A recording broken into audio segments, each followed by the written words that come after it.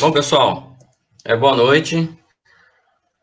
Nós estamos aqui para mais um episódio aqui, né, da série Webinar, Conhecendo Nossos Docentes. Hoje com o professor Zeus Reis Pena, tá joia? Só lembrando, o objetivo dessa série é conhecer nossos professores no curso de fisioterapia e que são fisioterapeutas, mas o mais importante é a gente explorar possibilidade de atuação nossa no mercado de trabalho enquanto fisioterapeutas, né? Eu sei que alguns alunos estão no primeiro período, o terceiro período ainda está muito distante da formação também, mas a ideia é vocês explorarem possibilidades, criarem afinidades e fortalecerem os estudos dentro da formação, da profissão que vocês vão exercer, tá ok? Bom, o professor Zeus é formado em fisioterapia desde 2014, tá? Trabalhou, se especializou na área de fisioterapia aquática, além de ter outras ações em fisioterapia, aí em Teófilo Otoni, e é docente do curso de fisioterapia e de farmácia também, né, Zeus? Pô, é só fisioterapia mesmo. Por enquanto, Só sim. fisioterapia? Por É, enquanto. por Tô enquanto. adiantando as coisas, né? Não, não. Em relação à graduação, eu ainda tenho uma pós-graduação em movimento humano, que eu fiz antes também. E futuramente, porque meus planos foram um pouco adiados por causa do Covid aí, né? Esse Mas, Covid. né, tá danado, né? Mas a gente vai seguir para um mestrado aí na minha área de pesquisa, se tudo der certo, né? Mas é isso aí. Tá joia. Então, o professor, obrigado pela sua disponibilidade aí, tá joia? Eu sei que as agendas elas acabam ficando apertadas, ajustadas, tanto pelas demandas institucionais, né, da Docton, quanto pelas demandas extras, né? Afinal de contas, a gente é docente, mas é fisioterapeuta também, né? Então, Ah, muito obrigado aí pela oportunidade. Eu sei que foi meio corrido para a gente agendar, mas como nós estamos disponibilizando na plataforma a webinar, então eu acredito que os alunos que não puderem participar aqui hoje vão estar bem atentos na plataforma. Só uma observação, pessoal. O professor Zeus ele está com uma dificuldade com a câmera dele lá, né? Está indisponível, mas ele vai passar para a gente aqui da sua experiência e quem quiser se manifestar, só digitar a pergunta no chat ou se ele preferir, Zeus, se o aluno puder ligar o áudio, aí é com você, que você preferir, tá joia? não, sem Então, com a problemas, palavra, sem professor problemas. Zeus. Primariamente, não agradeço, né, nosso querido coordenador G. Anderson, né, por ter promovido essa ação que eu julgo tão importante, né, para a gente conseguir manter, de fato, esse vínculo mais próximo dos alunos e que a gente proporcione diretrizes, né, extremamente adequadas, né, e dar visibilidade para os alunos, né, com relação à profissão, né, com relação às especificidades que nós podemos atuar, né, no mercado de trabalho, como é que está esse mercado de trabalho para muita coisa, né, e é isso, tá? Eu agradeço muito o convite, eu fico muito feliz em estar palestrando, entre aspas, né, nessa reunião aqui, tá? E é isso aí. Quem quiser manifestar, pode ser tanto por áudio quanto por chat também, eu vou ficar de olho aqui, tá? Para que a gente possa, para que isso possa render bastante, ser bastante produtivo. Então, necessariamente eu me formei, né, conforme o professor falou, me formei em 2014, né, já tem 6 anos aí que eu sou fisioterapeuta, formei em julho de 2014, né, no meio do ano. Eu sou sou graduado pela Universidade de Antônio Carlos, né, daqui de Teófilo Otoni mesmo, tá? Sou pós-graduado em movimento humano, tá? Pelas universidades Delta, tá? De Goiás, mas era uma representação sobre uma pós lá de Belo Horizonte que a gente reuniu uma equipe bacana aí, tá? E também sou pós-graduado, né, e especialista em fisioterapia aquática, tá? Pelo Hospital Albert Einstein, lá em São Paulo. Então, em relação à minha área profissional, né, eu comecei em próprio 2014, em julho eu formei, né, e com aquela alta visibilidade sobre traumatortopedia que eu sempre tive, né, traumatortopedia funcional sempre foi o meu enfoque em relação à minha carreira, mas eu ia tomar algumas surpresas aí pela vida, né? E eu acabei entrando numa clínica, né, uma clínica particular, né, onde eu fiz alguns exerci a traumatortopedia funcional e também como auxílio para pagar minha pós-graduação, né? Só que eu tinha um background, eu tenho um histórico, né, de background da minha família inteira, acho que o Jean Anderson até sabe disso, que a gente já falou disso, que que a minha família é toda de educador físico, né? Eu sou ovelha negra da família, né?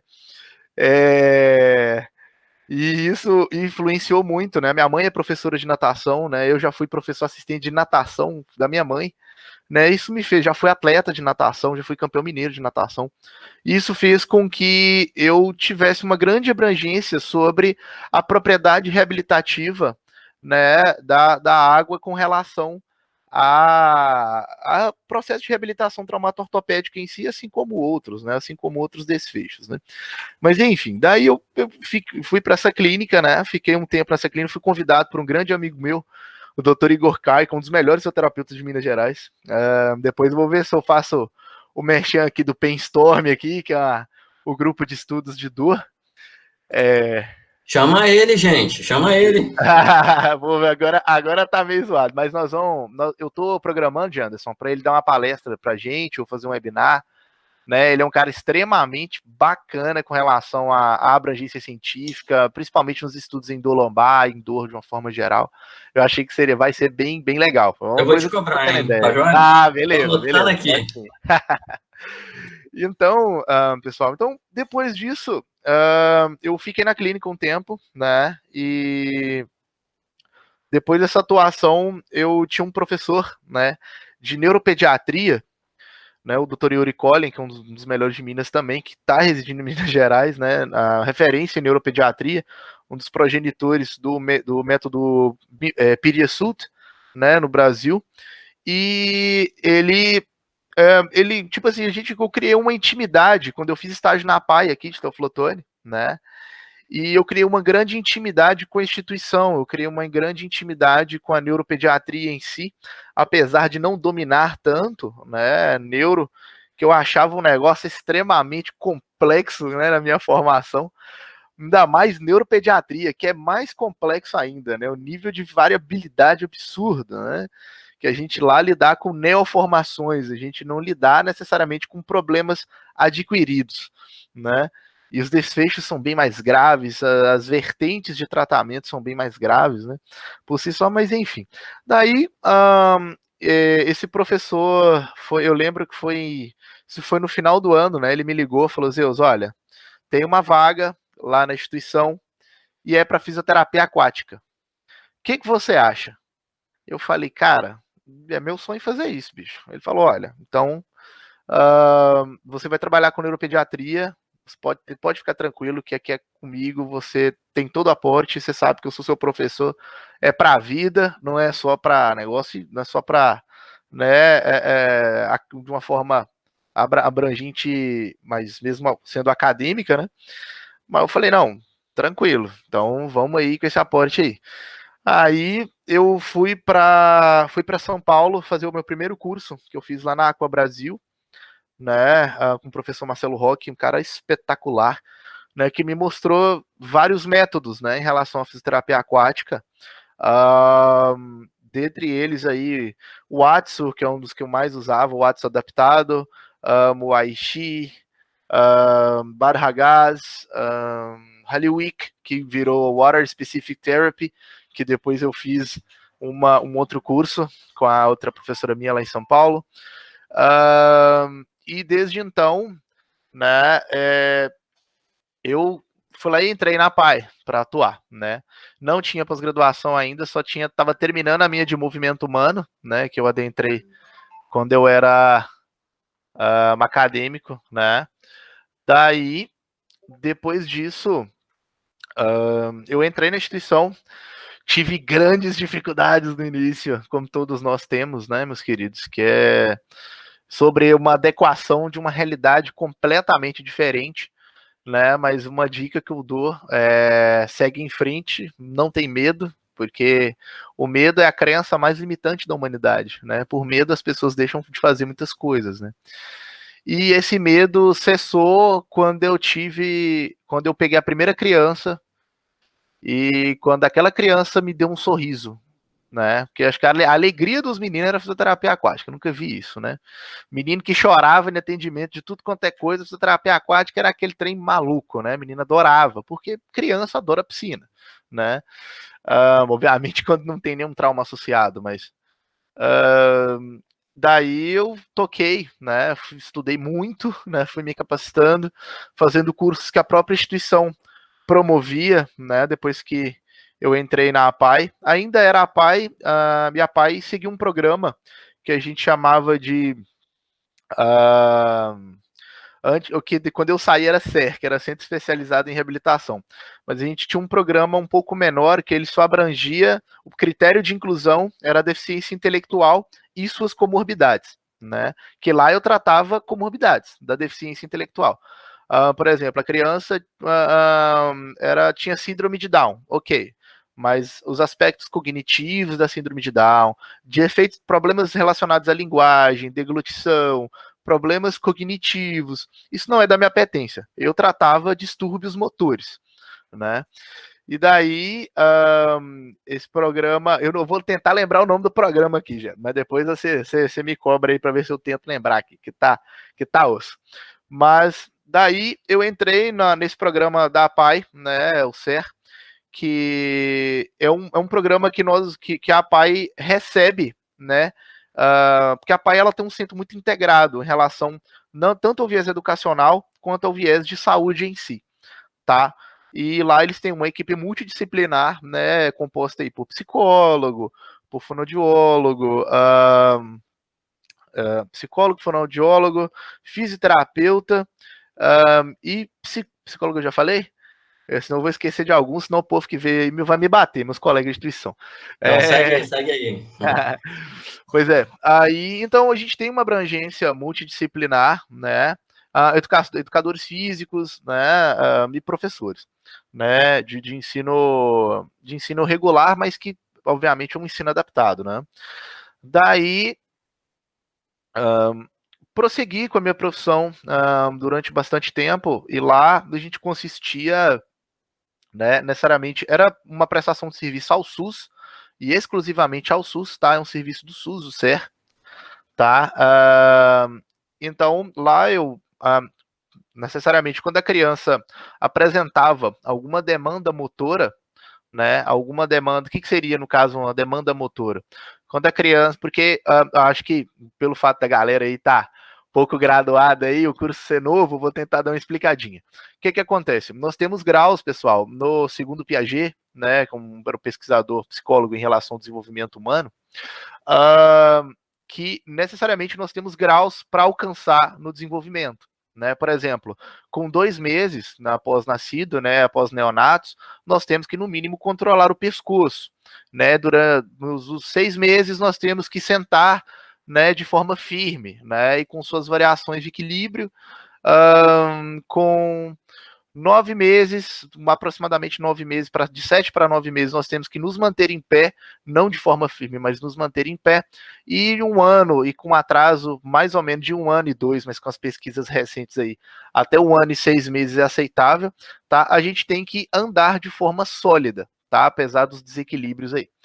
Então, necessariamente, quando a criança chegava na instituição, né, os outros profissionais já calejados, né, já acostumados, né, com isso, né, percebiam que aquela criança tinha uma necessidade, né, e essa criança passava por uma avaliação que a gente chamava de avaliação multidisciplinar, né, cujo o pai, né, o responsável, o tio, o irmão, qualquer pessoa que representasse aquela criança que tinha deficiência intelectual, ela chegava na instituição e ela era avaliada por todo esse corpo, né? Eu lembro que era uma coisa muito legal, assim,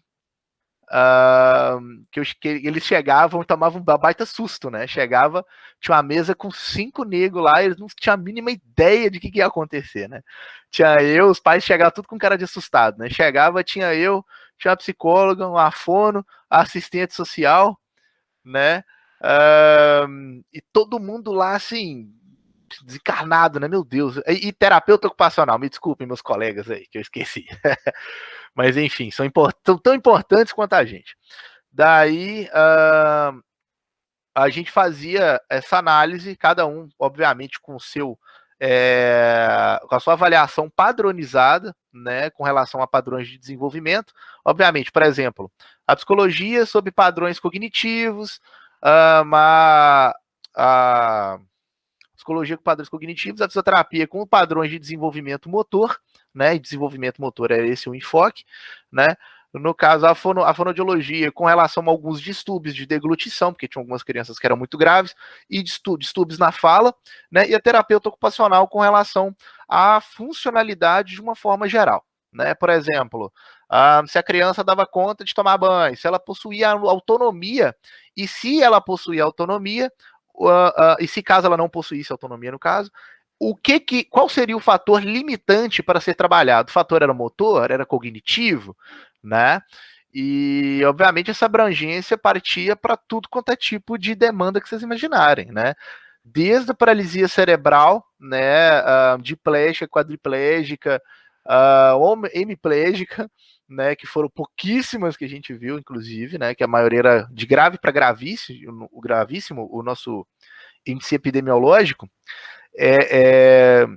Essas crianças chegavam lá, né, e tinham essa triagem, né? Então, cada um individualmente fazia esse relatório, né, fazia essa avaliação, e depois a gente preenchia um negócio que a gente chamava de PTI, né, plano terapêutico individual, ou seja, o que seria o plano terapêutico? Seria um plano necessariamente terapêutico mesmo. Vocês lembram lá da fase, a galera que fez semiologia aí, que após a avaliação da triagem, a gente faz, né, o quê? O plano terapêutico daquele cidadão, né?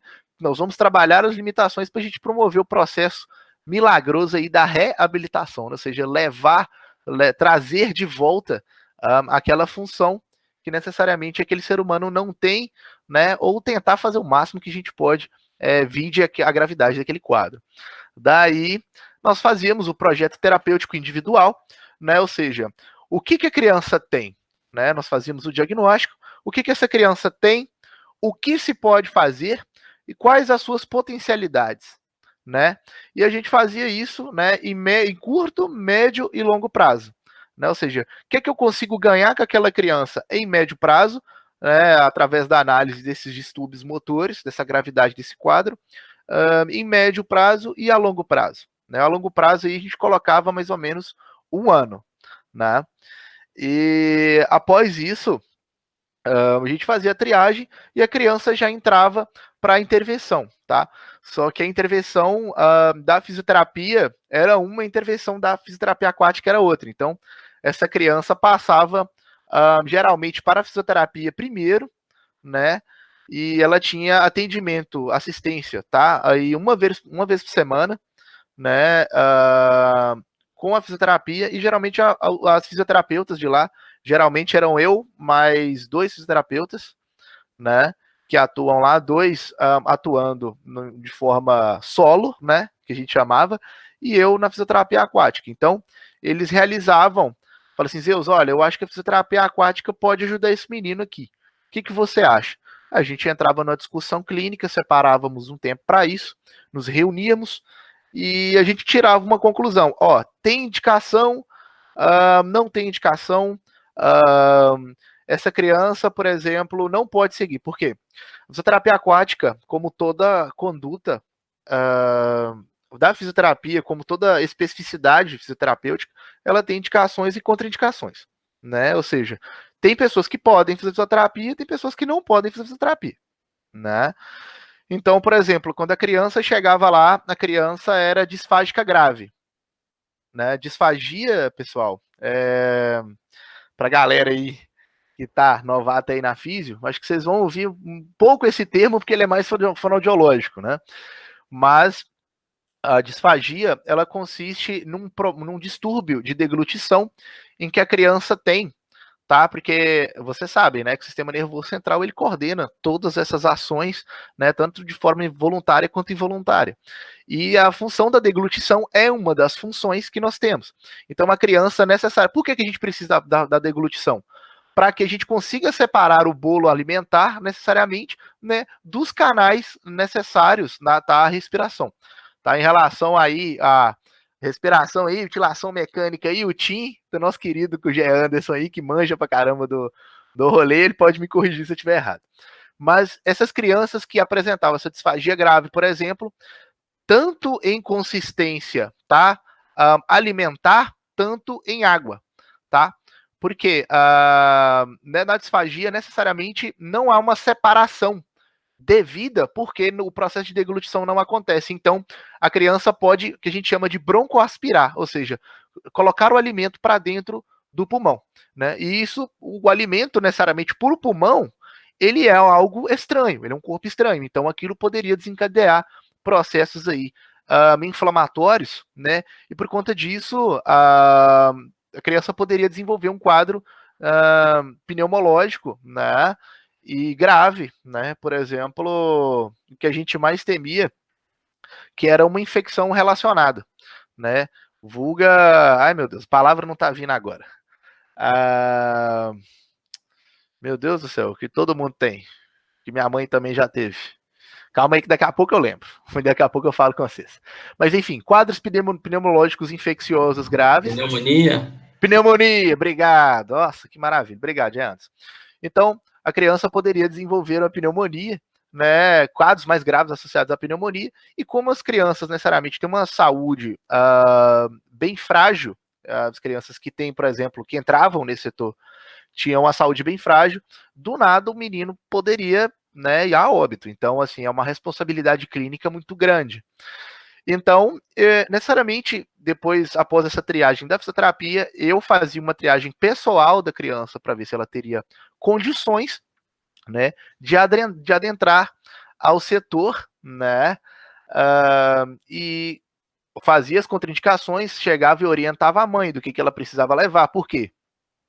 Existe fralda adaptada, né, existem padrões a ser seguidos, sanitários a serem seguidos, né, a mãe deveria chegar aí com 5 a 10 minutos de antecedência para o atendimento ser realizado, né, porque é um tempo um pouco mais curto, né, SUS, né, pessoal, infelizmente, a demanda muito alta. Mas então, daí eu prossegui, né, realizando essas triagens, atendimentos, né, lá a gente realizava tanto essas triagens, tá, atendimentos, nós realizávamos também a assessoria com os pais, né, em relação a alguns grupos de intervenção, tá, porque tinha alguns pacientes, pessoal, que eu não sei se vocês sabem, tá? Aqui na nossa região, na região do Vale do Mucuri, Jequitinhonha, é classificada como a quarta região mais pobre do país, tá, pessoal? E devido a esse viés socioeconômico, a gente pode associar eles à gravidade, aos índices epidemiológicos bem grandes, né, que vinham sobre demanda da fisioterapia. Então, muitos desses pacientes, a gente tinha uma perspectiva muito, como é que eu posso dizer, baixa prognóstica, né? Uma perspectiva de melhora um bocado baixa. E tinham pacientes que já estavam lá há bastante tempo e tinham que se submeter à fisioterapia mediante somente aquele caráter de prevenção de contraturas e deformidades que eles tinham lá, né? Problemas neurológicos, né? Necessariamente aí o aumento do tônus, né? Que a gente chama de espacidade. Algum dia a galera vai estudar isso aí e vai lembrar de mim, né? Então, os índices de espacidade eram absurdos, né? Nas crianças que tinham um nível mais grave. Então, a gente tinha que, né, realizar ali mobilizações para que a gente realizasse um quadro de prevenção para que essas crianças não tivessem futuras deformidades, né, propriamente ditas, e também problemas musculares associados, né, o que a gente chama de contraturas, tá? Então, esses pacientes que a gente dissociava, né, esse processo de avaliação servia também para a gente dissociar esse perfil de paciente, né?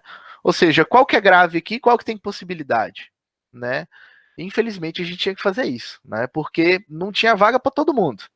E os melhores que tinham possibilidade de uma melhora, de um prognóstico um pouco maior, a gente tinha, obviamente, um pouco mais de prioridade em manter essas crianças, tá? E com os outros, obviamente, a gente não deixaria de assistir, a gente fazia grupos de intervenção, tá? Com essas crianças, junto às mães, né? Orientando no que eles deveriam fazer, né? O que poderia ser feito em casa, né? Quais mobilizações eram mais tranquilas de fazer, quais cuidados, por exemplo, eles deveriam tomar, por exemplo, a transferência no leito, né? Para evitar úlcera de decúbito. Levar essa criança necessariamente para algum espaço, né? As formas adequadas de estimular essa criança que estavam aí em alcance, né, intelectual dos pais, né? Porque os pais também não são fisioterapeuta, né, gente? Então a gente tem que ter um desconto com eles também, né? A gente tem que ter esse papel, né, de informar aí, né, o máximo possível, né? Então, daí eu também, em relação às minhas apetências, eu, particularmente, eu que montava as cadeiras de instituição, eu montava as cadeiras de roda, a gente tinha alguns programas lá na instituição, e esses programas, o governo concedia uma verba para a gente comprar, né, as cadeiras de rodas dessas crianças, tá? Num prazo de 2 em 2 anos, essa triagem para cada criança era feita, tá? Porque as crianças crescem, né? Precisa de cadeira maior, não tem jeito, né? E a gente realizava essa triagem, né? E também as crianças tinham um aporte muito grande com relação às órteses, né? No caso da nossa instituição, que era de deficiência intelectual e visual, né? Então, nesse início, né? As crianças tinham esse aporte, não tem até hoje, né? Esse aporte tanto em relação às cadeiras, tá? E elas ganhavam as cadeiras, elas chegavam lá, a gente fazia as mensurações adequadas, fazia um relatório, né, mandava para a gerência clínica e estes faziam um encaminhamento, né, para o governo federal, a PAI-SER fazia a compra, né, e a gente promovia as entregas das cadeiras, né, era um evento assim espetacular. Para os meus alunos que têm aí as minhas redes sociais, né, se for lá no meu Instagram, vocês vão ver várias fotinhas minhas lá com os alunos, né, com os nossos pacientes de cadeira nova, os meninos rindo à toa, né? Chegava lá com as cadeiras tudo lascadinha, a gente chegava e dava umas cadeiras para eles, né? Eles ficavam felizes da vida. E também com as órteses, né? Então a gente fazia uma mensuração prévia, né, de qual que era a demanda, porque o fisioterapeuta, é papel do fisioterapeuta, é a competência do terapeuta discernir, né, dissociar qual tipo de órtese ou prótese que o paciente vai utilizar. Por exemplo, a AFO, que a gente chama de Ankle Foot Orthesis, né, ou órtese tornozelo-pé, né, é uma órtese que ela tem duas modalidades que a gente trabalhava lá, né, que era a órtese fixa e uma órtese flexível, tá? E a gente tinha que discernir, por exemplo, uma criança que tem um quadro mais problemático com relação à manutenção, né, manutenção do equilíbrio em pé, por exemplo, né, mas, por exemplo, consegue deambular tranquilamente, consegue andar tranquilamente, a gente dava umas articuladas, né, porque a criança tem ali a amplitude, movimento tranquilo do tornozelo, né, do joelho, a criança tem uma funcionalidade, então a gente realizava essas indicações, né, e chamava um cara lá de Valadares, né, me esqueci o nome do rapaz, mas enfim, desculpa, rapaz, que eu esqueci o nome. Eu poderia até fazer uma indicação aqui, não me chama, mas eu esqueci o nome dele. Daí ele chegava. Esse aí eu não vou saber falar o nome, não. Esse aí não tem jeito não. Daí eles chegavam, né, e a gente realizava essa triagem de uma forma adequada, né, dissociando o que seria melhor para o quadro do paciente, né, vide aí prognóstico, né, e plano e PTI, né, plano terapêutico individual. E essa criança, após essa triagem, o cara vinha fazer essas mensurações específicas, né? Porque existe o cara que ele mexe só com isso, tá, pessoal? O cara que é de órtese e prótese, o cara que elabora as órteses, o cara que elabora as próteses, né? E esse cara tem curso disso, inclusive, e tal. Daí o cara, ele chegava e fazia essas mensurações ali, uma perimetria básica ali do que ele, né, teria que fazer, né, como ele teria que manipular ali o termoplástico, né, onde ele ia encaixar as estruturas demasiadas ali as respectivas estruturas ali da órtese, né, e depois, um tempo depois, chegava, né, para os meninos e a gente olhava, né, chamava o paciente, colocava a órtese no paciente, né, e percebia se tinha alguma demanda com relação àquela órtese, ou seja, o paciente se adequou bem com aquela órtese, serviu mesmo para a nossa finalidade, a gente foi lá, elaborava um relatório e mandava para a gerência clínica, falava, ó, chama o cara de novo porque o negócio aqui deu ruim, né, a criança não se adaptou, tá pegando, a criança tá sentindo, a gente tá sentindo que tá tendo um calejamento aqui em tal região, né, elaborava um laudo aí bem específico para que isso pudesse ocorrer, e aí as adaptações ocorriam. O cara via de novo, né? Quando ele nos entornos das semanas, quando ele vinha, acho que ele vinha de 15 em 15 dias para cá, para Teoflotone, ele é lá de Valadares. Fazia essas mensurações, né? E fazia também as readequações que nós queríamos, né? Visando, obviamente, o bem do paciente e seguir o plano terapêutico do paciente que a gente queria, né? Daí também, como apetência profissional, a gente realizava algumas palestras, né? De vez em quando a gente realizava umas palestras com alguns temas multiprofissionais, né? Multidisciplinares, né? Em que, por exemplo, eu falava sobre. Eu pegava alguma questão que eu achava que eu teria que ter alguma intervenção com essas pessoas, né? E eu conversava, por exemplo. Chegava algumas mães que, por exemplo, faltavam muito atendimento, né? Isso é problema institucional mesmo, mas mães que faltavam atendimento, mães que não tinham esses estímulos de uma forma muito clara, achavam, por exemplo, que teria que ter mais horas, né, de fisioterapia, né? Porque só o fisioterapeuta tem a mão dele e de fato elas não deixavam de ter razão. Porém, esse trato com relação à estimulação neuropediátrica é aí 80% os pais e 20% os terapeutas, né? Porque os terapeutas estão aí com viés mais orientativo, mas se os pais não estimularem em casa, né? Porque os pais passam aí 24 horas, né, com os meninos, né? E nós passamos aí 1 hora, passamos 40 minutos com os meninos. Então não seriam 40 minutos que faziam necessariamente um milagre na vida das crianças. Então os pais que ficavam incumbidos sobre essa estimulação. Então, por exemplo, quando eu percebia esse tipo de coisa, eu elaborava uma palestra com esse tema, por exemplo, a importância da estimulação motora em casa. Aí chamava todos os pais, né? E cada setor fazia isso, né? Aí a gente promovia um dia que não tinha atendimentos, né? E íamos só lá para o auditório para a gente discutir todas essas questões, né? Inclusive tirar a dúvida dos pais, que era uma forma tanto de informar os pais, né, a respeito dos quadros das próprias crianças, de uma forma obviamente mais abrangente, quanto também nos aproximarmos dos pais, né? Porque a pai sempre, igual eu brinco, né? E a minha diretora falava muito isso comigo, dona Jane, grande Jane. Chegava para mim e falava assim, doutores, o engraçado é que vocês são da saúde, vocês são da equipe técnica de saúde, mas vocês nunca vão deixar de ser apaianos. E de fato, a gente nunca deixou de ser apaiano. Eu saí de lá, sou apaiano até hoje. Daí, esse espírito apaiano de aproximação, né, de aporte, né, de amor com os nossos pacientes, né, é uma coisa muito bem disseminada, né, meio que uma regra, né, na instituição, né, e a gente tinha que seguir esses cronogramas institucionais também. Daí, deixa eu ver, tinha mais coisa? Ah, tá. Após isso, né, eu fiquei bastante tempo, né, na APAE, né, com relação a essas apetências, e no meio de 2016, né, eu percebi que eu tinha uma necessidade de ir além, né, mesmo com essas apetências, eu tinha uma necessidade de ir além com relação ao meu conhecimento.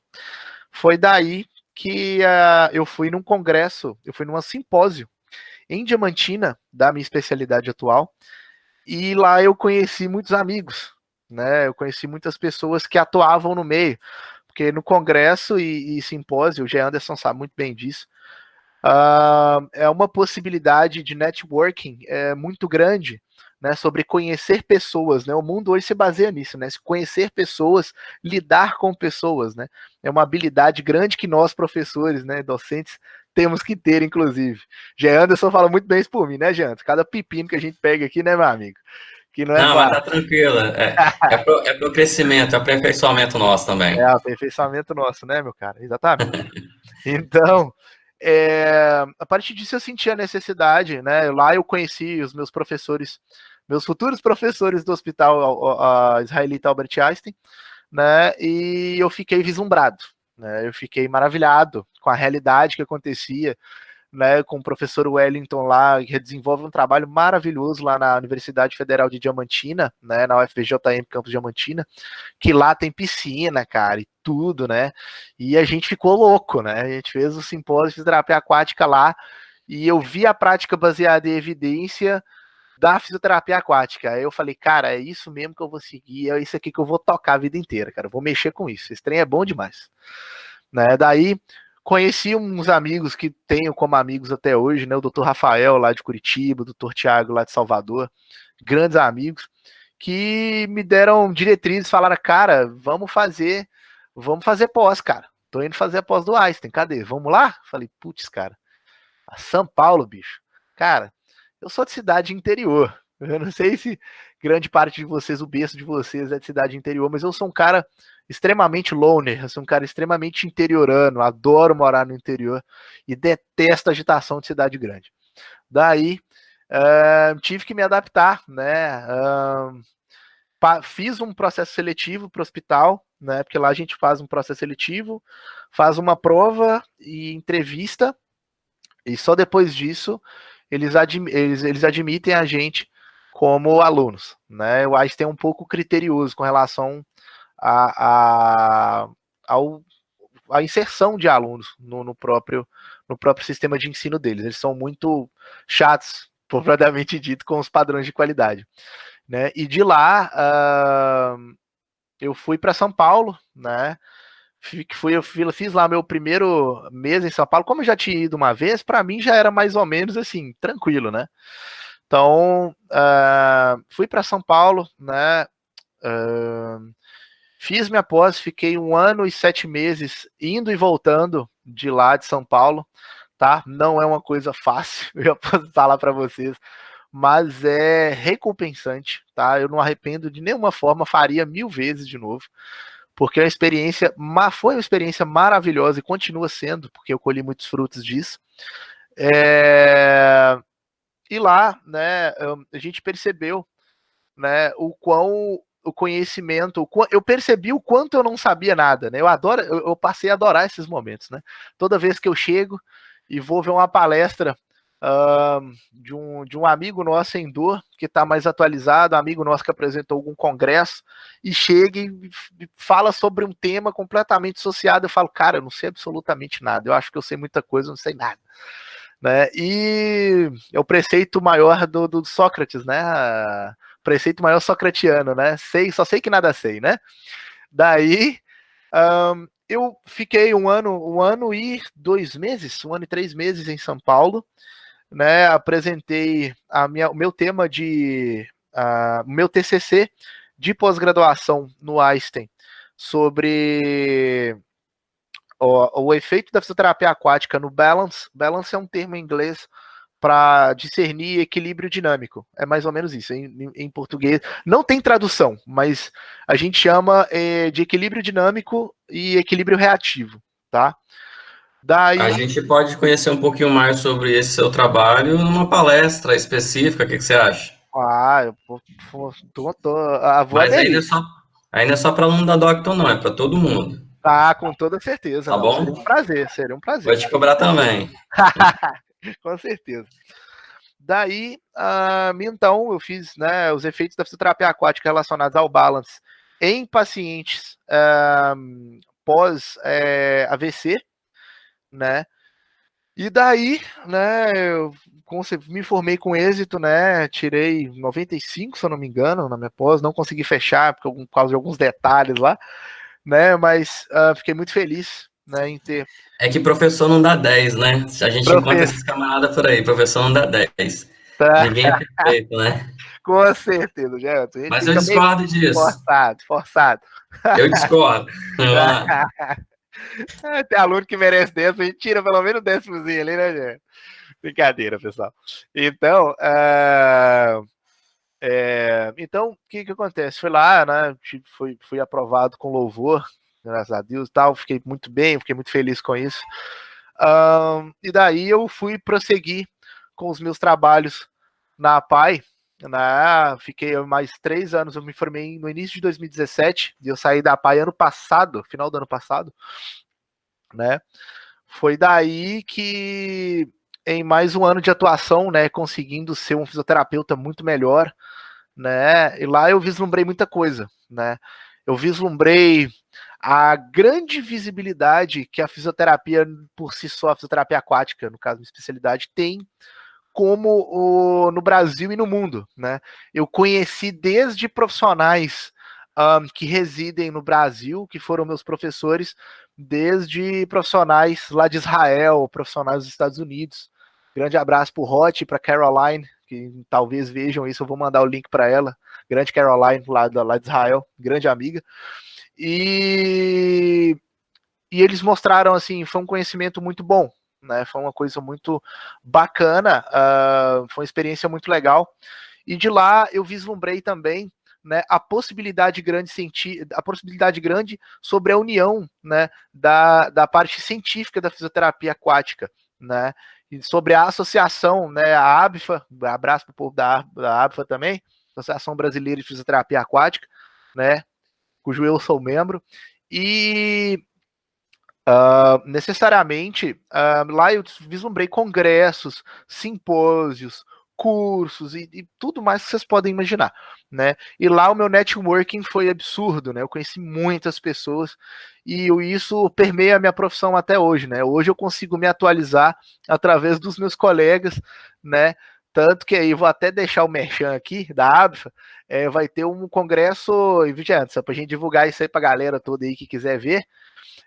O Congresso Brasileiro de Fisioterapia. Manda o link, o banner, pra gente postar Beleza, na área do aluno lá. beleza, vou mandar sim. Me cobra isso para eu não esquecer, pelo amor de Deus. Daí. 3. 3. Daí, pessoal. Lá eu fiz esses vislumbres. Tá, sobre o anúncio. Que o Congresso de Fisioterapia Aquática brasileiro, tá? Brasileiro e internacional, que vão uns amigos lá de Portugal, uma galera aí que vai chegar pesada aí para dar essas palestras. Inclusive, essa amiga nossa, a Caroline lá de Israel, para dar palestra lá em Belo Horizonte. Então, creio que vai ser aí meados de setembro, tá? Mas eu vou confirmar a data aí para vocês. Eu acho que é no final de setembro, né? Mas com esse negócio do Covid aí, nós temos que ver, né, como é que vão ser as coisas, né? Daí. Webinar. Webinar. Daí. Eu vislumbrei muito isso, né? E isso me deu uma abrangência muito grande sobre a comunidade científica e hoje eu me atualizo, né? Através dos meus colegas, né? Meus congressos, simpósios, né? Porque o que a gente faz? Qual que é o esquema? Todo ano, né?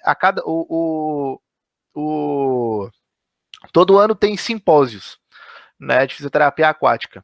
Todo ano tem simpósio mineiro de fisioterapia aquática e o Congresso Brasileiro de Fisioterapia Aquática, ele é em cidades randomizadas, né? Ano passado, foi há 2 anos atrás, quer ver? Foi acho que em Recife, exatamente, foi em Recife, e esse eu infelizmente não consegui ir, porque uma passagem de Recife é um negócio absurdo, né? E foi em Porto de Galinhas, cara, para ser mais preciso. Então, assim, era um negócio caro pra caramba, né? Não era férias. Eu acho que eu não ficaria no simpósio, no congresso, não. Pois é, decisão muito difícil, meu cara. Daí eu realmente estava muito ocupado com algumas apetências institucionais, né? Com o começo da minha carreira como docente, nos meus estudos, nos meus temas de pesquisa, e acabei, infelizmente, não conseguindo ir, né? Mas no primeiro, né, congresso eu fui, e tenho muito orgulho disso, que foi lá em São Caetano do Sul, que é uma província do ABC Paulista, né? Pertinho de São Paulo ali. Daí, né, o que aconteceu? Lá, né, fiz esse network, conheci muita gente, e todo ano tem esse simpósio mineiro, né? E simpósio pernambucano, simpósio cearense, simpósio Rio Grande do Sul, enfim, de tudo quanto é de Santa Catarina, tem simpósio para tudo quanto é lado. E a cada 2 anos, né, de forma bienal, nós temos aí o Congresso Brasileiro, né, em cidades randomizadas. E esse ano a gente teve a bênção e agraciamento dos nossos companheiros de associação de ser em Minas Gerais, né? Porque nós temos uma representatividade muito grande da fisioterapia mineira, a fisioterapia aquática mineira, porque são profissionais absurdos, né? Cujo eu tive o prazer, né, de conviver. Daí, nesse entremeio, né, em 2018, eu continuei, né, sendo fisioterapeuta da PAI, né, prosseguindo com as minhas apetências profissionais. E no início, foi no início? Não, foi no final de 2017, nós fomos agraciados com uma transformação do programa antigo que tinha, né, que só abrangia a deficiência intelectual, para o programa que hoje nós chamamos de SER, né, é o Centro Especializado em Reabilitação, tá? Quer ver? Serviço especializado ao deficiente intelectual. Ai, meu Deus. SERD, obrigado. Vou até escrever aqui para não esquecer. SERD. Aí. Serviço especial. Antes a gente era SERD, Serviço Especializado em Atendimento ao Deficiente Intelectual, e depois nós viramos SER, né? Centro Especializado em Reabilitação Intelectual e Visual, né? É um programa, pessoal do governo, né, que ele é escolhido a dedo para algumas instituições seguirem. O governo pode arcar isso de maneira autônoma, tá? Ou pedir alguma instituição para arcar, né, com esse programa.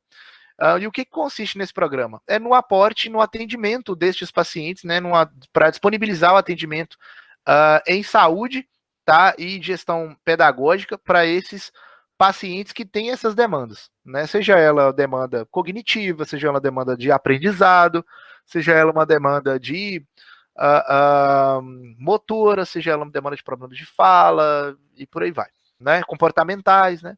E por aí vai.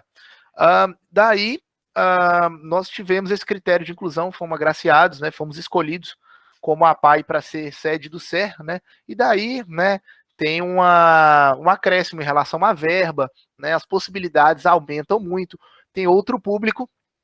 E foi através disso que eu conheci uma coisa maravilhosa, que foi a fisioterapia, a reabilitação visual, né? Que foi uma coisa que era assim, quando a gente ganhou a licitação, né? A gente, poxa, a minha diretora, minha supervisora clínica e a minha diretora ficaram assim estupefatas, né? Com o fato disso ter acontecido. Foi uma coisa muito boa para todos nós, mas ao mesmo tempo, nas reuniões, a gente tinha pavor de visual, porque a gente não tinha a mínima noção do que era visual, cara. Né? A gente não tinha a mínima noção, porque a gente sabia triar deficiente intelectual, a gente sabia tratar deficiente intelectual, a gente não sabia de nenhuma demanda de visual. Então, a partir disso, a gente começou a passar por um processo de transição, né, cujo nós fomos capacitados, né, perante ao programa da própria PAI, né, do próprio SER, propriamente dito, tá, de Centros Especializados em Reabilitação, em profissionais que eram extremamente capacitados, né, com relação, né, por exemplo, profissionais aí do hospital, referência em relação à habilitação visual, tipo o Hospital Laramara, né, e vários outros hospitais aí que não tá me vindo à memória agora. Tô vindo Laramara porque ele é o mais violentão aí nesse tratamento, né, nessa triagem multidisciplinar. E vários fisioterapeutas foram fazer essa capacitação, nós fizemos essa capacitação, né, e lá nós, né, vislumbramos milhões de possibilidades, né, de que a gente não tinha mínima noção, né, do que o cego necessariamente tem, né, e lá nós fizemos triagens em relação fizemos treinamentos em relação, por exemplo, a treino e mobilidade, né? Porque um cego, ele se movimenta de uma forma completamente diferente de uma pessoa comum, né? E o fisioterapeuta que pode realizar essa adequação. E o cego, ele desenvolve certos padrões de comportamento motor, né, e de resposta motora neuromuscular extremamente diferente, né, padrões posturais extremamente diferentes. Por exemplo, grande parte dos cegos são hipercifóticos, né, e tem uma tendência de deslocamento de centro de gravidade de uma forma mais anterior, ou seja, eles são propícios, por exemplo, a cair, né, porque eles não têm essa coordenação, porque eles não veem, eles são cegos, né, de fato, né, e da mesma forma, padrões musculoesqueléticos em relação, por exemplo, o estreitamento, o encurtamento das fases da marcha, né, pelo fato deles terem mais segurança. Então, o fisioterapeuta trabalhava muito nessa questão, além de promover a reabilitação visual propriamente dita, que é um negócio que eu achei espetacular. Eu não fazia isso, era uma colega minha, a doutora Luciana, abraço, Luciana, gosto muito dela. Vou pedir ela futuramente, pode me cobrar de novo a quarta, Giannis, para eu pedir aí um webinar com a doutora Luciana, tá? Sobre reabilitação visual.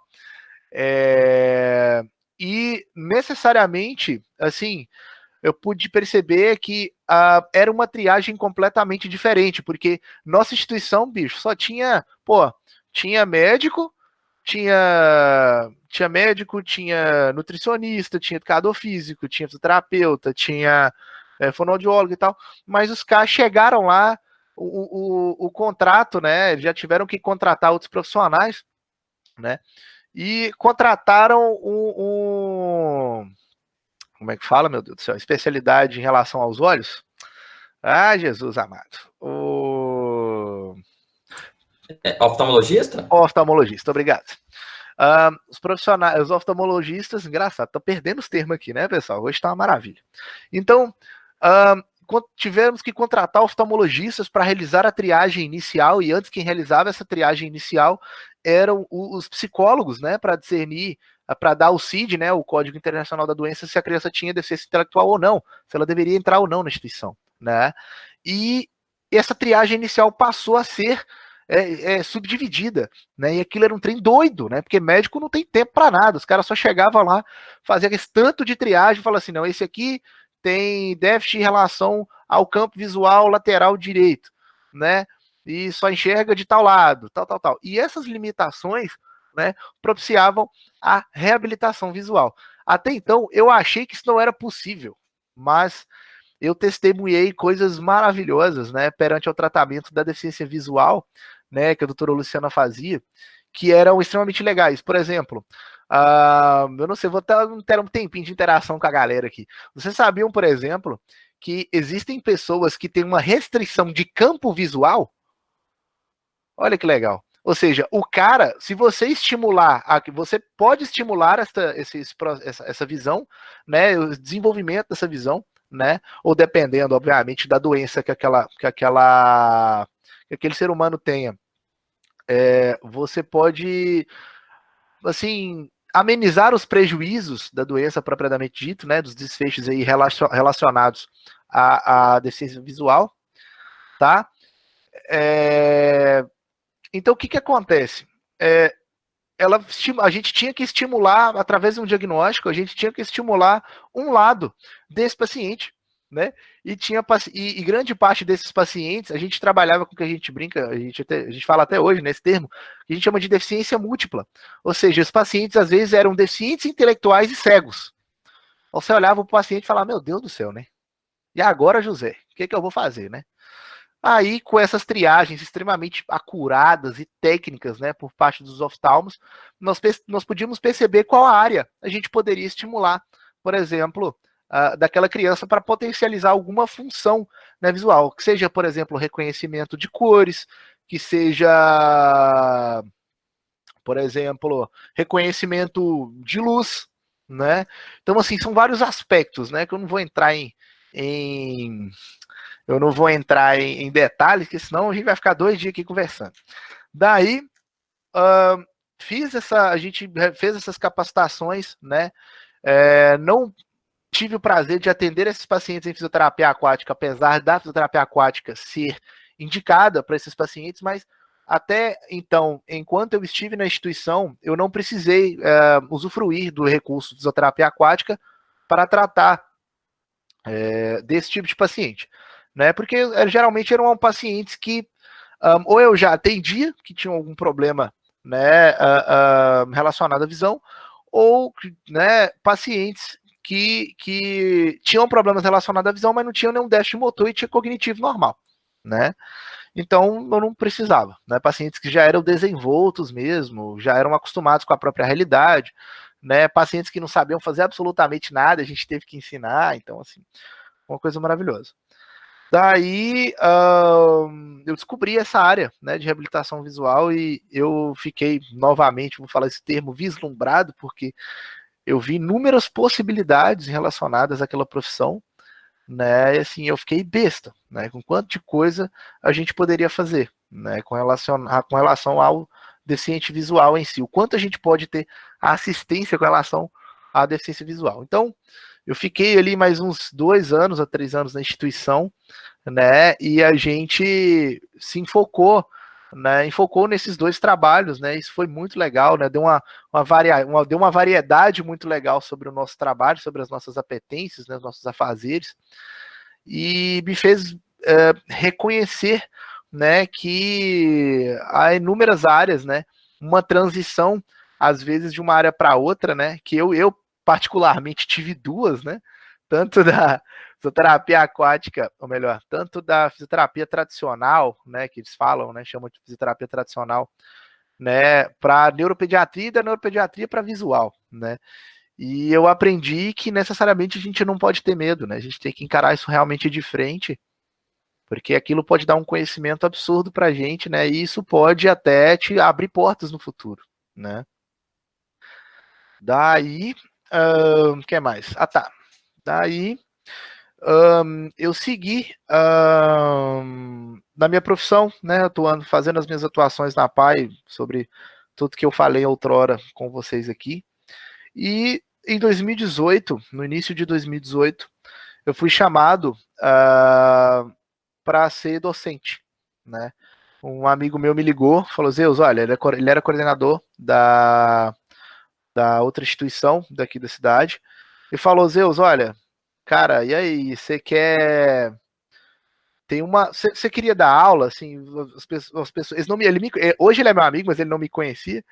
Aí ele chegou para mim, cara, você. As pessoas fizeram uma indicação aqui e falaram que você. E te indicaram aqui, cara. Não sei da onde que foi essa indicação, não sei quem, mas eu sempre tive esse sonho de ser docente, né, de ser professor, porque eu sempre tive uma habilidade. Não tô me gabando, não, viu, gente? Mas eu sempre tinha uma habilidade, algo exacerbado, um sentimento exacerbado com falar em público, né? Tanto que eu sou músico e, né, eu tenho uma intimidade legal assim com o público, né? Eu acho uma coisa espetacular, né? E fui chamado para ser docente, fui lá fazer teste com mais 3 pessoas, né? E só tinha uma vaga, ainda bem que me chamaram, fiz uma aula dos caras, tive que fazer uma aula extremamente corrida, cara, para os caras. Fiz uma aula no desespero, assim, tive 12 horas para fazer uma aula. O cara me falou isso sábado à tarde. Ele me falou isso quarta-feira? Foi na quinta. Ele falou na quinta-feira à tarde que eu tinha que apresentar. No outro dia de manhã eu tinha que fazer essa apresentação. Eu fui desesperado, né, para a instituição, fiz aqui para casa, vim para casa, fiz os slides, tudo, né, e fui lá e fiz uma apresentação bacana e tal, fui escolhido, virei professor da instituição, né, e fiquei sendo docente nessa instituição, né, de vínculo presencial mesmo, né, tive todas as apetências como professor presencial, né, e fiquei lá durante 1 ano e meio, né, até a instituição realizar um corte lá absurdo, em que vários profissionais foram despedidos, assim, eles emitiram metade da instituição, foi um negócio, um trem feio pra caramba. Daí, eu tava nesse montante, né, o moleque novato, né, mas fiquei feliz com o reconhecimento dos meus alunos que me ligam aí até hoje, né, enchendo meu saco, né, para ajudar, para dar aula para eles e confusão. Mas enfim, eu falei, vem para Doctor, né, tá mais fácil, né, Jana? Daí, daí Estão perdendo consegui. a oportunidade, né? Estão perdendo, né, Jana? Infelizmente, né? Tem a Doctor e Ah, tem você, ora, pô. tá. Pois é, tô tentando fazer essa indicação lá. E daí o que acontece? Né? Fiquei 1 ano e meio e tal, depois saí da instituição, né? Triste porque eu não consegui cumprir necessariamente o dever que eu tinha, né, com relação a muitos alunos, né? Porque eu acho que o professor ele tem uma missão, né? Eu acho que o professor, acima de tudo, ele é um álibi. Ele é um álibi do sucesso alheio, né? Eu sempre brinco isso, né? Eu posso ser inspiração, apesar do meu jeito doidão, né? Falastrão, brincalhão. Eu posso ser inspiração de outra pessoa, né? E eu percebi isso um dia extremamente emocionante para mim. Teve um dia que eu estava na sala de aula e eu estava conversando e tudo, falando, e sobre prática baseada em evidência, até então algo que os meninos não estavam muito intimados, né? E olha que eram alunos aí já de alto escalão, alunos que estavam aí no 8º, 7º período, 9º período, e eles ficaram assim, bobos, né? Falando assim, nossa, meu Deus, esse cara sabe demais, eu assim, caramba, eu sei demais? Todo mundo olhando para mim, né? E eu vi um aluno assim, vidrado, eu falei, cara, esse menino tá olhando para mim e ele tá vidrado do que eu tô falando. Aí eu percebi, né, a importância do que o professor é, né, como referência, da responsabilidade que o professor tem, né, como referência para os alunos. E esse aluno meu seguiu na especialidade que eu indiquei ele, né, que foi, acho que de movimento humano, que eu indiquei ele. Esse cara ficou mó animado, me pediu altas dicas, né. E acima de tudo, pessoal, né, encerrei meus vínculos institucionais e fiquei um tempo a mais na APAE, né? E em meados aí de 2019, né? Isso foi no meio de 2019, né? Aí, em meados de 2019, eu também já estava já um pouco gasto com a instituição, né? Com a APAE em si, porque nada de questões emocionais ou afetivas, nada disso. Eu amo todo mundo que está lá até hoje, eu amo o trabalho. Porém, há um desgaste muito grande por parte do profissional, porque, pelo menos na minha concepção, né, que é ser, entre aspas, como é que eu posso dizer? Não frustrado, mas porque o índice epidemiológico daqui, né, era tão grave, mas tão grave, tão grave, que às vezes eu não conseguia dormir, deitar com a cabeça no travesseiro, né? Eu já acho que o Jean Anderson já passou muito essa sensação, né, de dormir, sentar com a cabeça, deitar com a cabeça no travesseiro e falar, cara, meu Deus, eu fiz o que eu pude, mas mesmo assim não é o suficiente, né? E essa sensação ela foi me desgastando, né, durante um tempo e tal. E depois que eu entrei no viés acadêmico, né, depois que eu entrei no meio acadêmico, eu soube que eu ia fazer aquilo o resto da vida, né? E hoje eu tenho certeza que eu vou fazer isso o resto da vida. Eu vou ser professor o resto da vida, né? Para dar aula para alguém, que é o maior prazer da minha vida é dar aula. Então, assim, né, é isso. Daí, eu fiquei na instituição eu fiquei no SER até no fim de 2019, né, negociei com as diretoras, foi uma despedida amarga, triste demais, que ninguém queria que eu saísse, mas foi necessário. Mas foi ao mesmo tempo, né, em setembro, 2 meses antes de eu sair da instituição, eu conheci a Unidoctor, né, e através de uma oportunidade de um amigo meu que me mandou, né, falou, cara, lá estão fazendo processo seletivo, você está querendo voltar da aula, e era um processo seletivo para prestar serviço para a instituição durante 2 meses, né, para ministrar semiologia, né, e eu cheguei na instituição, fiz o processo seletivo, passei e comecei a ministrar fisiologia. Inclusive tem até uns alunos meus aqui que pegaram semiologia minha, né? Samanta, Rosário, estão aí, né? Sabem muito bem como foi. Foi uma experiência extremamente diferente para mim, porque eu não tive contato com, não havia tido contato com regime semipresencial, né, híbrido, até então, né, e assim, foi um desafio interessante, né, na minha concepção. Tivemos que passar, né, meus alunos, a mais que tudo, né, meus alunos guerreiros aí, tiveram que passar por muitas adaptações junto comigo, né, e nós tivemos um processo de transição muito árduo, né, que foi essa passagem, né, para acostumar com o regime semipresencial. Nada que a gente não consegue fazer hoje, porque hoje tá tranquilaço, né, hoje a gente tá suave, né. Antes que o negócio tava pegando mesmo, hoje Anderson pode falar por si só também. Mas assim, até a gente chegar aqui, a gente já lutou bastante, né? Tanto nós como professores, docentes, quanto os nossos discentes, né? Então, após isso, né, uma instituição reconheceu meu trabalho, né? Fui para Santa Catarina visitar os meus pais, né? E até então era tudo incerto, né? Era tudo vestígio, né? Era tudo vertigem, né? Era tudo sobre algo que não era claro, né? O meu futuro, porque os meus pais fazem uma pressão absurda para morar em Santa Catarina. Atualmente a minha irmã, a minha sobrinha, né? Minha afilhada, junto com os meus pais moram em Santa Catarina. E teve aquela pressão, né, bicho? Vem para cá e tal, né? Você vai vir para cá, você vai fazer tudo aqui. Né, eu falei, não, eu tenho um compromisso com a Unidocto e eu vou tentar afirmar o meu compromisso, porque até então eu tinha prestado serviço e não tinha vínculos empregatícios, né? Daí a Unidocto me deu essa oportunidade maravilhosa de prosseguir, de ser professor Unidocto, né?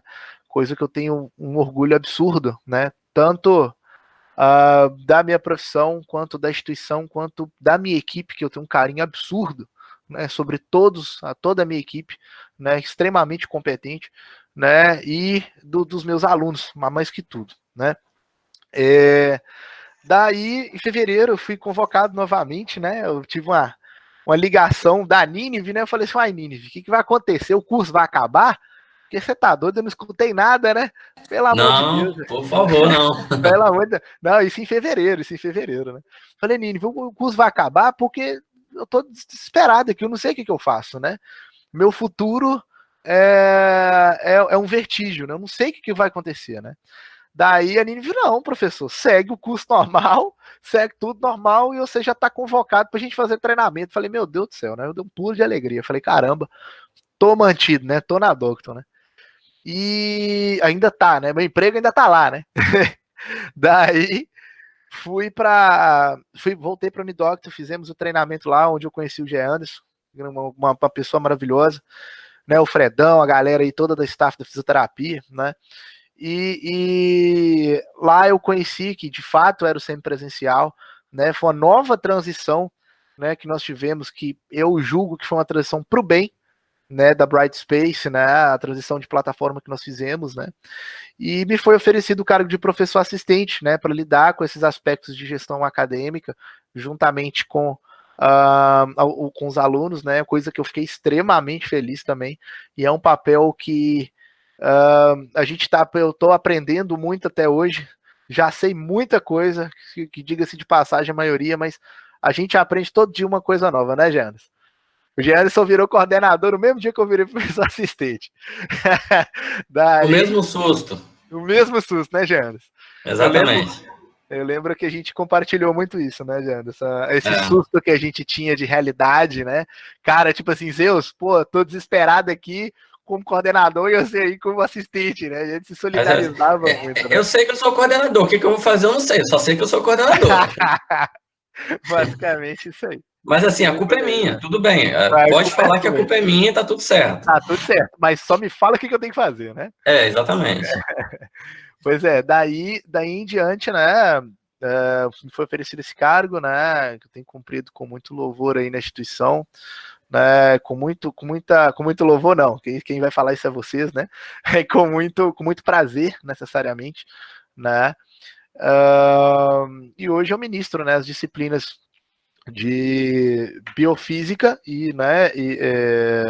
biofísica e fisiologia para a turma de segundo período de farmácia, né? Ministro biomecânica e cinesiologia para a turma de terceiro período de fisioterapia, tá?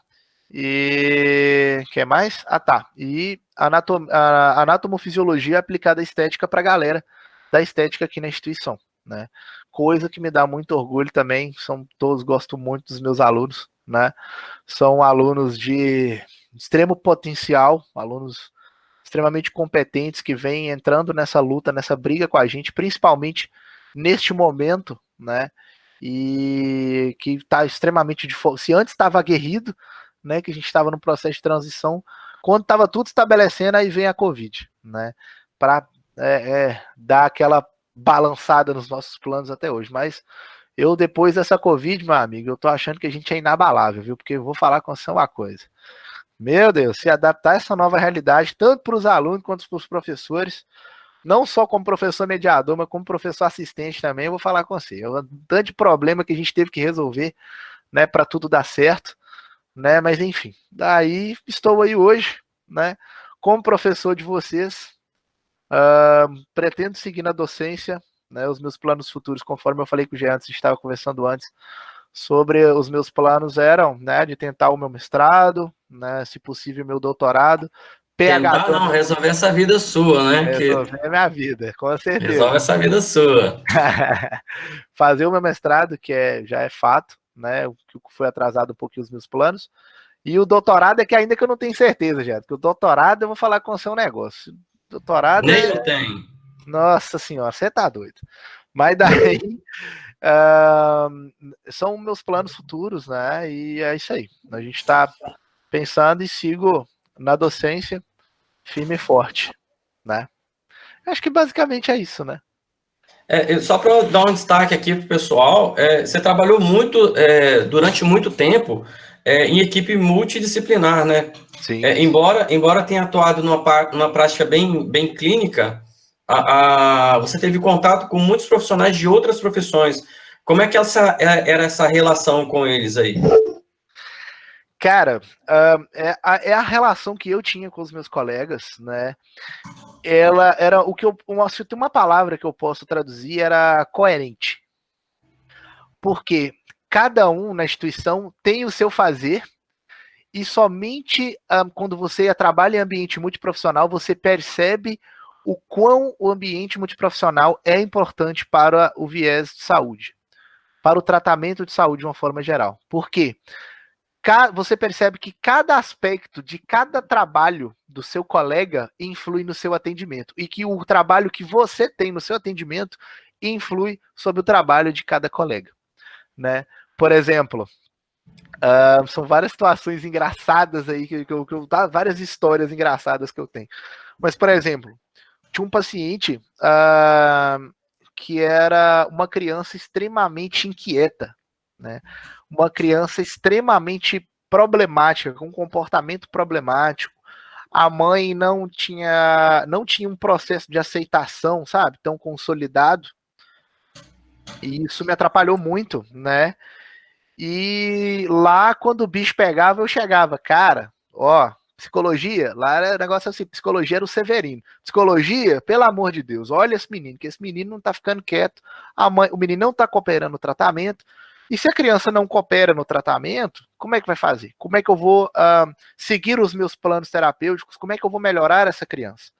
Né? Da mesma forma, por exemplo, que eu tinha uma criança, por exemplo, que eu tinha suspeita de disfagia, né? E que essa criança necessariamente não preenchia os requisitos, né, de critérios de inclusão para entrar na fisioterapia aquática. Eu falei, chegava para os meus amigos do setor de fonoaudiologia, falei, galera, ó, faz uma triagem aí para ver se essa criança tem disfagia e se ela tem a disfagia, né, me fala se a disfagia está controlada ou não, porque a disfagia pode estar controlada, tá, pessoal?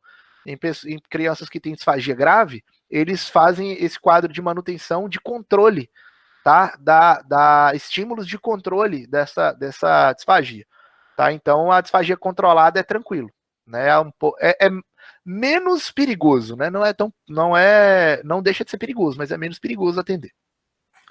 Daí, cara, eu percebi o quão o que cada, por exemplo, o que cada gesto o que cada orientação de cada profissional faz uma diferença absurda no seu trabalho, né? Por exemplo, das terapeutas ocupacionais. O fato de uma criança ter uma órtese, por exemplo, para ela, uma órtese de adutor de polegar, por exemplo, né, de abdutor de polegar, a criança, isso faz com que ela, por exemplo, já tenha um potencial maior, por exemplo, em realizar, né, um alcance. Né? E caso a criança tenha um potencial maior de realizar um alcance, ela pode descarregar peso com o membro superior. E se ela pode descarregar peso no membro superior, ela pode te ajudar, por exemplo, treinar a postura em pé, né? Te facilitar o trabalho que você tem em relação à estimulação que você realiza com essa criança, trabalhando com ela em pé ali, né? Dissociando descarga de peso de quadril, né? Lateral ali, anteroposterior e tudo. Então, assim, eu percebi o quanto o trabalho de cada um é tão importante e o quanto o trabalho de cada um é um universo, né? E lá esses universos eram coerentes, lá esses universos se uniam, né, em um pró maior. Tanto que a gente promovia uma reunião toda quarta-feira de discussão de caso. Por quê? O caso, ele tinha viés social, ele tinha viés fonoaudiológico, ele tinha viés psicológico, ele tinha viés de intervenção sobre independência funcional, ele tinha viés sobre o potencial do desenvolvimento motor, a desenvoltura e performance motora, né? Então, cada criança que chegava, cada criança que entrava nessa discussão, o assunto se ramificava para todos os setores e todos os setores, de forma homogênea, chegavam a uma conclusão, né? Ó, gente, eu acho que deveria fazer isso, isso e isso, porque faria isso. Aí o outro setor completava, ó, eu acho que se o Zeus fizer isso, fulano pode fazer isso, isso e isso, e eu posso fazer isso e isso, e a gente vai ter tal desfecho. Então, assim, eu achei sempre coerente, sempre junto, né? E daí eu percebi, né? Porque quando você atua numa clínica sozinho, né? Por exemplo, principalmente eu falo por mim, porque os meus alunos que estão no terceiro período sabem muito bem, que já tiveram algumas palestras comigo em relação a dor lombar e tal, sobre a abrangência, né, e triagem multidimensional biopsicossocial da dor lombar. Eles sabem muito bem sobre a minha relação com a psicologia, a minha relação íntima com a psicologia, né, sobre a triagem desses. Então, trabalhar num consultório, eu falei que lá na Fisiológica, onde eu fazia os meus consultórios, né, depois eu vou falar dessas experiências também, eu precisava de um psicólogo. Eu estava doido para um amigo meu formar em psicologia logo, para eu colocar um psicólogo dentro da clínica. Porque essas demandas, por exemplo, de controle emocional, que iam influir diretamente no quadro da dor lombar, né, e sobre as recidivas desse processo doloroso, e sobre todas as problematizações que nós colocávamos, né, em relação a uma dor lombar daquele paciente crônica, no caso, né, persistente, que a gente poderia necessariamente dar um grau de resolutividade perante aquele profissional. Então, assim, depois que eu saí da APAE, eu fiquei perdido, porque quando você chega numa clínica, você só tem fisioterapeuta lá, você fala, não, bicho, não é assim que os trem tem que funcionar. Eu já tenho que pegar aqui e já fazer um encaminhamento, né? Quando você tem essa relação íntima, próxima, as coisas fluem com mais facilidade, entende? Basicamente isso aí, que foi a...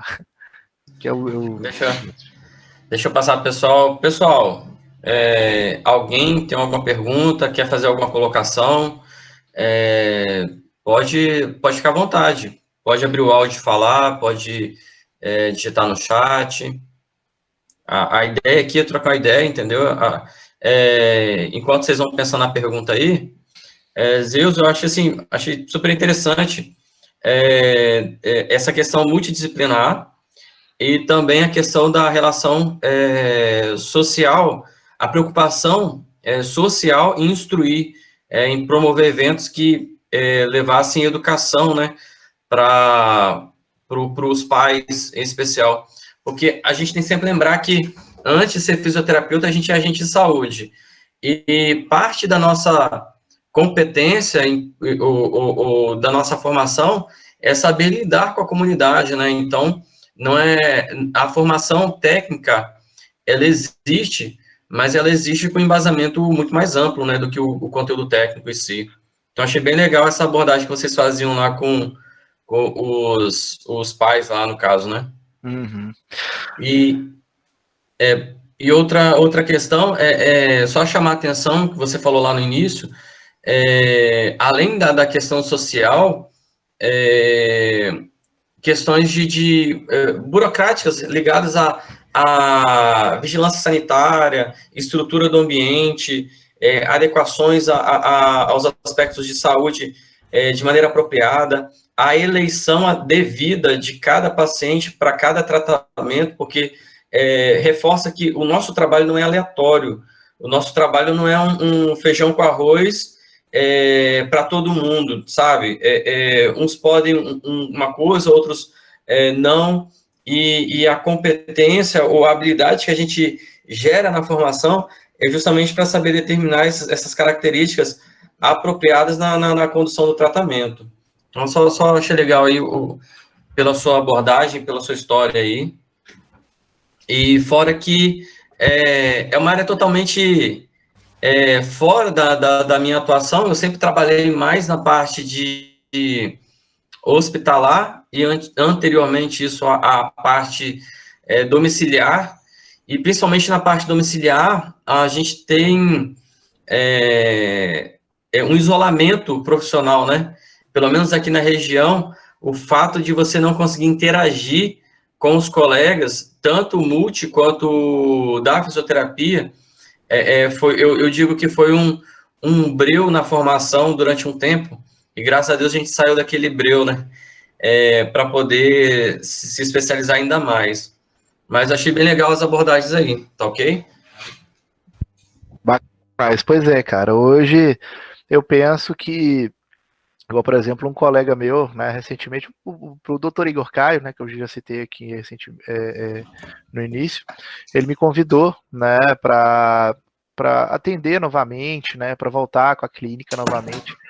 E essa foi uma das pautas da nossa conversa, né, que foi, cara, tipo, eu já me acostumei tanto com esse estreitamento de laços, né, tanto paciente, profissional, fisioterapeuta, psicólogo, fono e tal, que para mim hoje, cara, isso para mim é uma coisa essencial, né? Então eu falei assim, cara, eu não sei se eu ia conseguir trabalhar isolado novamente, né?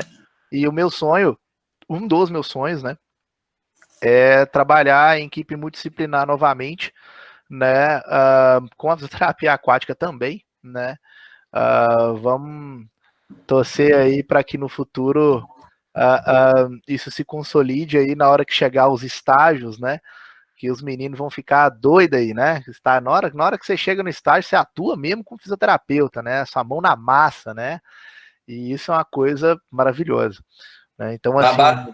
Na base do desespero, às vezes, mas vai, né? Nos primeiros dias é meio desesperado mesmo, né? Mas assim, nada que a gente não esteja lá do lado dos meninos para passar aquela segurança, né? Mas assim, realmente, então eu penso que é bom a gente ir impregnando esse viés multidisciplinar, né? Essa importância dessa abordagem multidisciplinar, né? De conhecer outros profissionais, trabalhar com outros profissionais, né, para ter opiniões diferentes. Eu acho que isso me acresceu não necessariamente como fisioterapeuta, mas como ser humano, né? Porque você vê opiniões de outros profissionais, você vê aspectos que você não tinha nem cogitado que influem diretamente no seu tratamento, né? E assim, é bem diferente, né? E é uma experiência maravilhosa, assim, né? Algo que eu tô querendo trabalhar no futuro novamente, obviamente com viés de ensino, tá, gente? Sendo professor, viu? Mas pessoal, então, alguma questão para o professor aí? Alguma curiosidade? Pode fazer pergunta aí, guys. Nós temos tempo agora, viu? Só vou fazer a minha colocação final aqui, mais assim, duas na realidade, né? Certo. Uma bem séria, a outra a gente tenta descontrair um pouquinho. a questão em relação à busca pelo sonho, né, pelo desejo. O trabalho, a formação, a ausência da família, o desafio de confrontar a família. Eu acho que cada um de nós, na nossa busca profissional, a gente tem alunos que trabalham já, que vivem um pouco disso já, e que agora estão vivendo o desafio da formação nível superior. Alguns demoraram alguns anos para ter essa oportunidade, outros nem tanto, já saíram do ensino médio e foram direto para graduação. Eu entendo assim que isso acaba contribuindo e com o tempo o resultado vem, né? A chegar à docência, realizar um sonho, não foi, por certo, não foi um caminho fácil, mas as oportunidades surgem à medida que você demonstra trabalho, né? Demonstra empenho, demonstra dedicação. Então, assim, primeiro parabenizar você em relação a esse desafio que você tem enfrentado, e a gente sabe das nossas limitações, a gente sabe dos problemas do sistema, a gente sabe que há uma gama muito diferenciada de pessoas a serem atendidas e a atenderem, né? Então, as responsabilidades, elas se sobrepõem, as funções, elas acabam dependendo de uma ação de um e de outro, mas, assim, no todo, não só dar os parabéns, mas fazer votos de que você realmente consiga aí consolidar ainda mais essa formação sua, especialmente em nível de mestrado, porque a gente que já contemplou, você conhece, embora não tenha iniciado ainda, a gente sabe que o mestrado ele traz um diferencial no currículo e cria um potencial muito grande na aplicação. Eu brinco com você, pego no seu pé, mas é sério, né? No intuito de fazer ver crescer a equipe de maneira positiva. Não adianta a gente estar à frente querendo que o outro seja atrás. Pode chegar uma hora que a sua força motriz para ir para frente é o que vai fazer o negócio alavancar. Então, a gente não foi à toa que eu anotei as 4 sugestões suas aqui, entendeu? Então, a gente vai compartilhando desse pensamento. Então, parabéns aí pela história, pela formação, e, cara, que dê tudo certo nos seus planos. E que, assim como apareceram as oportunidades até aqui, que novas apareçam. Se possível, com bastante investimento financeiro, né?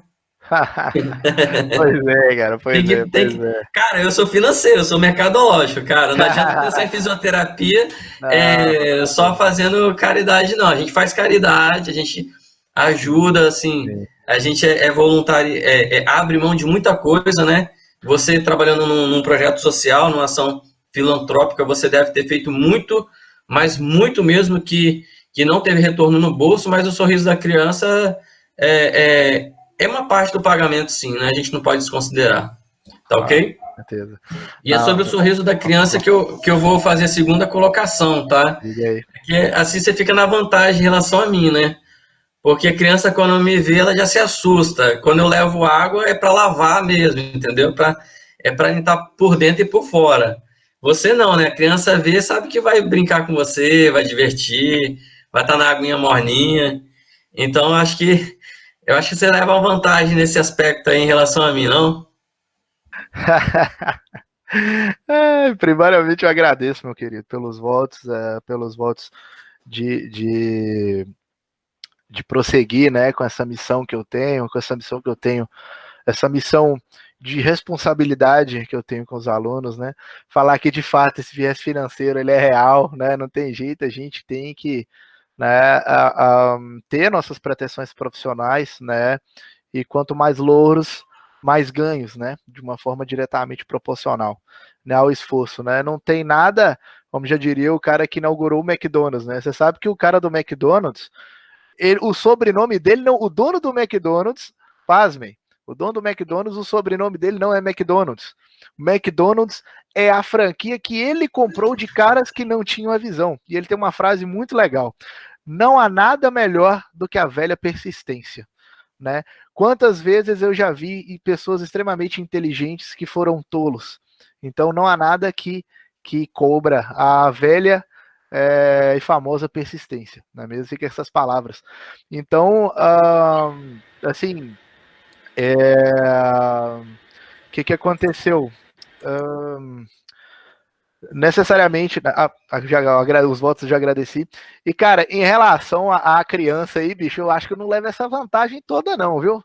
Porque, pô, chega lá, eu já assusto os alunos. Os alunos olham para mim já, pô, ver aquele cara, os alunos que me conhecem, né? Depois ninguém tem foto minha aqui. Eu acho que, inclusive, foi até bom não ter webcam aqui, senão todo mundo ia tomar um susto com a feiura, né?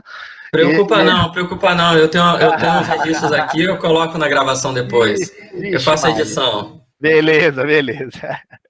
Então, necessariamente, os pais ficavam morrendo de medo, né? Porque tinha um cara barbudo, grande, né? Um cara de 1,80 m, barbudo, e eles falavam, meu Deus, esse cara vai. O que esse cara vai fazer com meu filho, né?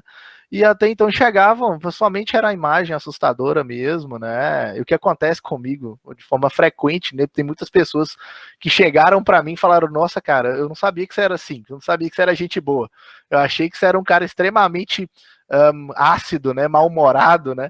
Eu falei assim: é a barba, gente, é a É a barba. barra. É a Mas barba. não tira não, senão a galera Vai vai perder a anotar em cima de identidade, você. né? Perde a identidade.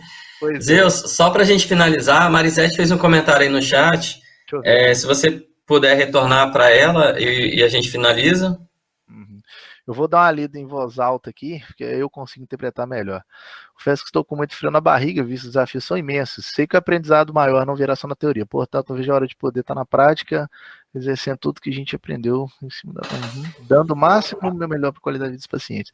Sei que não é fácil, mas sei que tudo é possível, que se empenha é a causa nobre na fisioterapia. Parabéns a todos nós. Obrigado, Marisete, pelo comentário. Parabéns a todos nós, exclusivamente a este momento, né, Marisete, cujo os fisioterapeutas, eu tenho muitos colegas aí que estão lá no meio da guerra contra o Covid, né? Colegas que estão abrindo mão, né, dos seus parentes, colegas que chegam em casa e não podem abraçar os seus filhos, com medo de passar esse problema, né, para eles, né? Colegas que estão se sacrificando, né, aí com plantões de 24 horas, 36 horas, para né, colegas especialistas, né, em fisioterapia respiratória e ventilação mecânica, para que busquem uma qualidade de vida para os nossos pacientes, né? Eu acho que assim, Marisete, esse frio na barriga aconteceu em mim, aconteceu no Jean Anderson, aconteceu em todo mundo que foi fisioterapeuta. Eu era o mais descolado da sala. E ainda acontece, né? E ainda acontece, né, Jean Anderson? Eu era o mais descolado da sala. Fica tranquilo, porque eu era o mais descolado da sala, cheguei lá na frente, fui o único das turmas de 34 alunos que travei na frente do paciente. Na primeira vez que eu fui ver, né? Todo mundo achava, Zeus vai levar de uma forma mais natural. Eu, inclusive, achei, né? Fui me conhecer nesse aspecto quando eu cheguei na frente do paciente. Eu sabia que era uma responsabilidade muito grande sobre tudo que eu ia falar com ele, sobre as orientações, o plano de tratamento, enfim. Mas, assim, não é um caminho fácil, né? Não vou falar que é fácil, mas vale a pena. Quando você chega lá e você proporciona uma conduta para o paciente, ele fala que melhora, cara, esse é o melhor pagamento que eu já tive, né? Eu, no caso, expressado pelo sorriso da criança que consegue fazer. Com a criança que não andava, cara, eu já quantas mil vezes eu, desse tamanho, barbudo, chorava dentro de consultório porque eu vi um menino andando. Né? Assim, eu me emociono até hoje quando eu lembro, né? Então, assim, é algo que não é difícil, é uma luta extremamente árdua, mas assim, a empatia, o estudo, o enfoque, elas são palavras cruciais para que a gente consiga alcançar nossos objetivos, tá? Então fica tranquila que vai dar tudo certo. Tá joia? Tem mais um comentário aqui. Deixa eu ver aqui. Ela perguntou qual foi o maior desafio. Ixi, qual dos, né, Marisete? Qual dos? Da área atuante, então, cara, lidar o primeiro desafio. Opa, e aí, rapazão? Você tá bom? Ah, louco. Falou, tio. E aí, rapaz? Tudo Oi, bem? tudo bom com você? Bem. Que bom. Depois eu volto, tá? Tchau. Depois, tchau. Amanhã. Tchau, meu amor. Até mais, viu? Que bonitinho. Desculpa aí, tá? Parabéns, cara. Parabéns. Não. Então, o que acontece, pessoal? Uma das minhas maiores dificuldades Em atuação, cara, nossa, foram tantas, mas vamos lá. Ficar longe da família é primariamente uma das, apesar de eu ser um cara extremamente loner, né, gostar de ficar sozinho, né, eu descobri através da quarentena que eu sempre estive em quarentena, né, porque eu sou o cara que todo mundo tá na balada e eu tô em casa jogando videogame, né, mas assim, um dos maiores desafios, né, foi na profissão, foi abrir mão da minha família, dos momentos que eu poderia ficar com a minha família, né, para buscar conhecimento, em todos os congressos, em todas as viagens, a distância muito grande que eu enfrentei para ir para São Paulo, cara, meu Deus, foram 18 horas de viagem para ir e 18 para voltar. Eu viajava num dia e chegava no outro. Eu dormia e não chegava, né? Foi um negócio muito absurdo, né, na minha vida profissional. O fato de ter que enfrentar e saber diretamente o que é a pobreza, quando eu era fisioterapeuta da PAI, eu descobri de fato o que era a pobreza, o que era a miséria, né, o que é o paciente não ter dinheiro para comprar um sabonete.